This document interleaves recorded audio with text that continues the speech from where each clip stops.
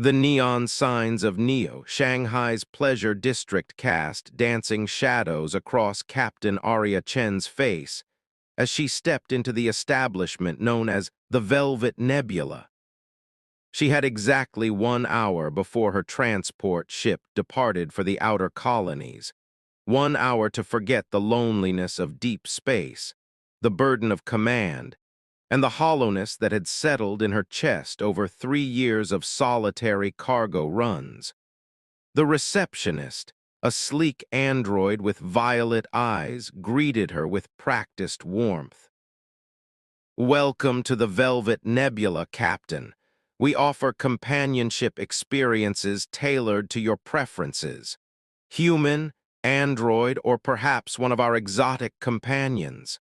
Arya's gaze drifted across the viewing gallery where various companions waited behind illuminated panels. Humans of every description, sophisticated androids, and then her breath caught. Behind the third panel stood someone unlike anyone she'd ever seen. He was tall, with skin the color of sunset, a warm, vibrant orange that seemed to glow under the soft lighting. His hair fell in golden waves to his shoulders, and his eyes were the deep amber of Earth's forgotten honey. He wore simple clothes that couldn't hide his muscular frame, but it was his expression that stopped her. While the others smiled invitingly or posed seductively, he simply stood there with a quiet dignity, his amber eyes meeting hers with something that looked almost like hope. "The Zenthari," the receptionist explained, noticing her interest. "His designation is Unit 472, rescued from a trafficking ring 6 months ago. He's been difficult to place. Most clients prefer more conventional options." "Why?" Arya found herself asking, unable to look away from those haunting eyes. The android's voice lowered. "He doesn't perform, Captain. He's technically skilled, trained, certainly, but there's no enthusiasm, no fantasy. Several clients have complained. We've been considering terminating his contract." "What happens then?" "He'd be returned to the refugee processing center. No skills, no documentation, no sponsor. Eventually, deportation back to the contested zones." The receptionist's tone suggested this was simply a business matter. Arya's jaw tightened.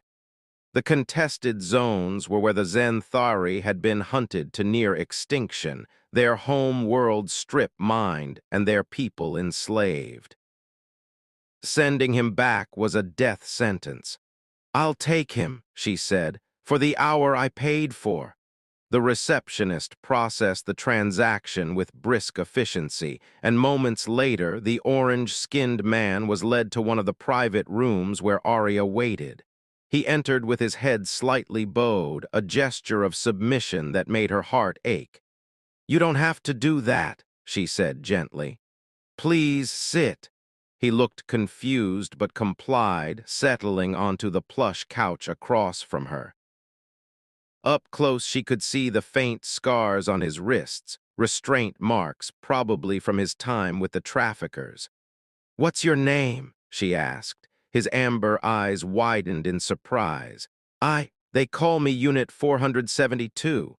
"That's not a name, that's a designation. What were you called before?" He was quiet for a long moment, and she watched emotions flicker across his face, pain, longing, and finally a fragile trust. "Kaisher, in your language, it means dawn's light." "Kai," Arya said, testing the name. "That's beautiful, I'm Arya." "Arya," he repeated, his accent wrapping around her name like silk. "Why did you choose me? The receptionist said I'm not satisfactory." She leaned forward, elbows on her knees. "Because you're the only one in that gallery who looked like a person instead of a product. And because I have 1 hour before I leave this planet, and I'd rather spend it talking to someone real than playing pretend with someone fake." Kai's expression shifted, vulnerability replacing the careful blankness. Just talking. Unless you'd prefer otherwise, but honestly, I've been alone in space for 3 years, Kai. I'm starving for genuine conversation, not purchased pleasure. What followed was unlike any hour Arya had ever experienced. Kai spoke haltingly at first, then with growing confidence about his life before the traffickers. He'd been a botanical engineer on Zenthar Prime, tending to the great sky gardens that had fed his people for millennia. He described flowers that bloomed in symphony, crops that sang in the morning sun, and the way his family would gather for evening meals under 3 moons. Then came the invasion, the systematic destruction, the separation from his family, the months in the cargo hold of a slaver ship. The rescue that had led him here to this gilded cage where he was still property, just with better lighting. Arya found herself sharing too, the isolation of command, the ache of watching Earth recede behind her year after year, the way she'd stopped seeing people and started seeing only transactions and timetables. How she'd come here tonight because she'd forgotten what human connection felt like and thought maybe purchased intimacy was better than nothing. "It's not," Kai said softly. "I would know." When the chime sounded, indicating their hour was up, Arya felt a desperate urge to stop time. She stood reluctantly, but Kai caught her hand. "Will you come back?" he asked, and the hope in his voice broke something in her chest. "I can't," she said, her throat tight. "My ship leaves in 20 minutes. I run cargo to the outer colonies, 6-month routes. I won't be back to Earth for another year." She watched that hope die in his eyes, watched him reconstruct his walls.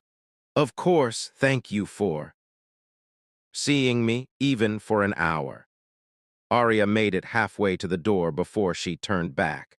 "What would you do if you could leave here, if you had a choice?" Kai looked startled. I don't know. I'm not certified for anything in human space. I have no documentation, no credits, no." "That's not what I asked. What would you do?"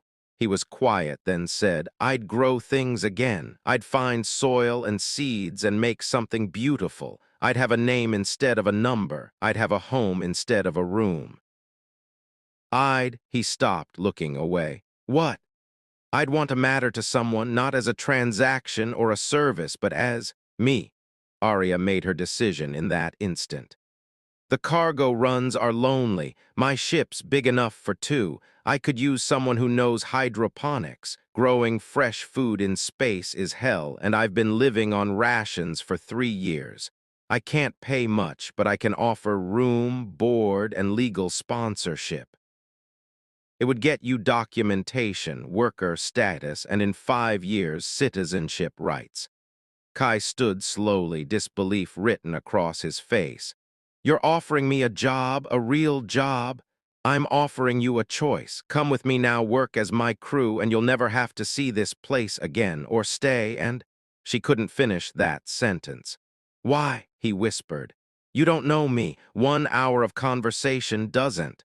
1 hour of real conversation is worth more than 3 years of nothing," Arya interrupted. "And I saw your eyes in that gallery, Kai. You're dying here slowly. I won't watch that happen to someone when I can do something about it." Tears tracked down his orange cheeks, gleaming in the soft light. "I have nothing to give you in return. I can't pay you back." "Then grow me something beautiful," she said. "That's payment enough." The next 20 minutes were a blur of contract terminations, legal transfers, and hastily signed documentation.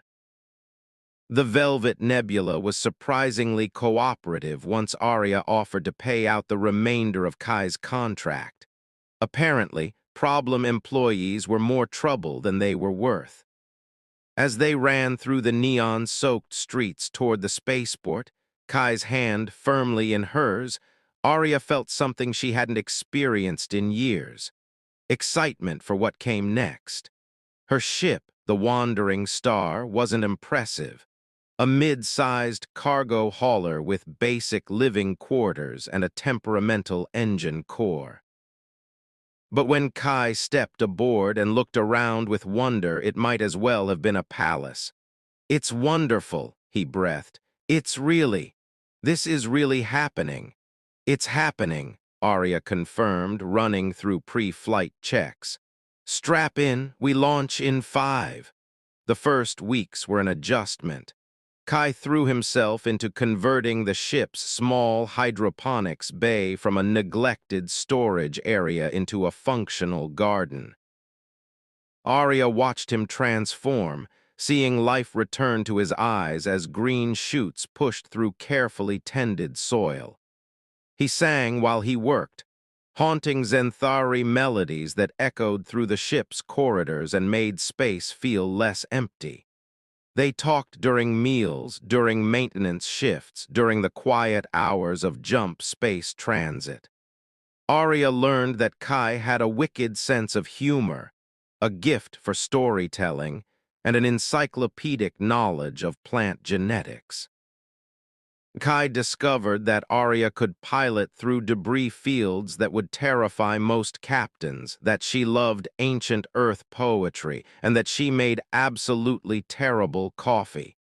"This is toxic waste," he declared one morning, staring into his cup with horror. "It's efficient," she defended. "It's an assault on taste buds everywhere." He took over coffee duties the next day, and Arya had to admit his brew was considerably better. 3 months into their journey, during a layover at a mining outpost, Kai presented her with the first harvest from his garden, tomatoes that tasted like sunshine, lettuce so crisp it sang, and herbs that made their ration packs almost palatable. "For you," he said shyly. "Thank you for giving me the chance to grow them." Arya bit into a tomato and nearly wept. "Kai, this is incredible. You're incredible." He ducked his head, but she caught his smile. It was around the 5th month when Arya realized her feelings had shifted from gratitude and friendship into something deeper. She'd catch herself watching him work, admiring the competent way his hands moved through soil, the concentration on his face, the joy that radiated from him when something new bloomed. She'd listen for his footsteps, treasure their conversations, and find excuses to be near him. She said nothing, terrified of ruining what they'd built. He'd come from a place where his body wasn't his own, where desire was something inflicted upon him. The last thing she wanted was to make him feel trapped or obligated, but Kai, she discovered, was braver than her. They were in the observation deck watching stars streak past during a jump when he said quietly, "I love you." Arya's heart stopped. "Kai, I know," he said quickly. "I know the power dynamics are complicated. You saved me, you employ me, and I'm grateful, so grateful, but that's not why. It's because you make me laugh, because you listen when I talk about my family, because you curse at the navigation console, and because you sing off-key in the shower. Because when you look at me, you see Kai, not Unit 472 or some exotic curiosity." He turned to face her fully. "I never thought I'd feel this again, this wanting someone, not because I was trained to or forced to, but because every cell in my body chooses them. I understand if you don't feel the same. I understand if this is inappropriate, but I needed you to know that this," he gestured between them, "is the most real thing I've ever felt." Arya closed the distance between them, taking his face in her hands. "I love you too," she said. "I've been terrified to say it because I never want you to feel obligated to me for anything. Your freedom isn't conditional on your feelings." "I know," Kai whispered. "That's why I can offer them freely." Their first kiss was gentle, tentative, full of wonder. When they finally pulled apart, Kai was crying again, but this time with joy. I have a name, he said softly. I have a home, and now I have real love, everything I thought I'd lost forever. Not lost, Arya corrected. Just waiting to be found. They completed their route together, then another and another. Somewhere along the way, Kai's work visa became permanent residency. The hydroponics bay expanded into a proper garden. The ship stopped being just Arya's and became theirs. On their 5th year together, when Kai received his citizenship documentation, they celebrated by getting married in a small ceremony at the same spaceport where their journey had begun. Arya wore her dress uniform. Kai wore flowers he'd grown himself, woven into his golden hair. 5 years ago, Arya said during their vows, I had 1 hour before my ship left. I thought I was looking for a moment of pleasure to ease the loneliness. Instead, I found forever. Kai smiled, his orange skin glowing in the setting sun. 5 years ago, I was dying slowly in a cage. You didn't just free me. You showed me that love isn't something done to you. It's something you choose every day with someone who sees you truly. They kissed as the sun set over Neo Shanghai, and Arya marveled at how 1 hour had become a lifetime, how a moment of compassion had bloomed into a love that spanned star systems, and how the best promises were the ones you made without knowing where they'd lead, only that you'd walk the path together.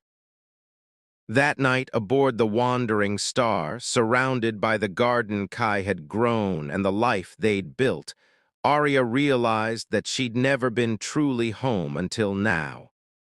Home wasn't a planet or a station. It was this ship, this man, this love they'd chosen freely and nurtured carefully into something beautiful. 1 hour had become forever, and it was more than enough.